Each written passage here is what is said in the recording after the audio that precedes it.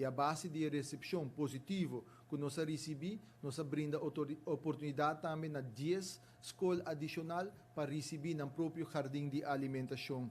E oportunidade aqui a concretizar a hora que não tem um total de 11 escolas onde nos isla que tem um jardim de alimentação e aqui rato lo elaborar também riba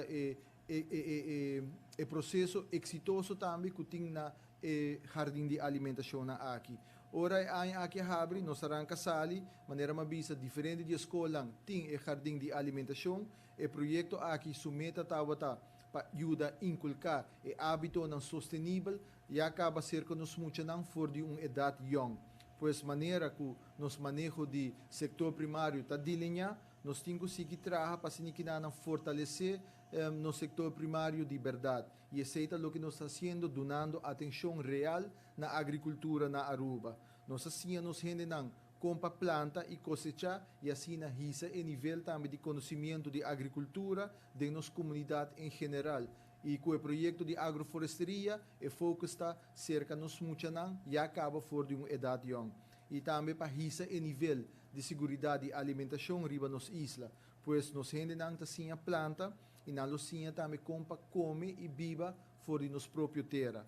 Tudo ponto na aqui está contribuindo um plano mais grande para que nos risa e hasi setor primário na Aruba, um setor econômico riba sumês, um pilar econômico novo para Aruba, inculcando todo o hábito aqui, de nos gente não cria uma comunidade que está preparada para fortalecer o setor primário, mas também nós está criando um mercado robusto com oportunidade nova para entrar nas islas. E essa aqui tem meta com o projeto de agroforesteria. Para o que se trata, é fase 2 meses de onde nós estamos tratando no momento na aqui, mirando o grande êxito de primeira fase com o total de 11 escolas que já acaba tinha projeto aqui, agora que no projeto de agroforesteria está sigue e mirando que já acaba nós anunciar que nós queremos dar uma oportunidade na várias outras instâncias também para participar e ter no próprio jardim de alimentação.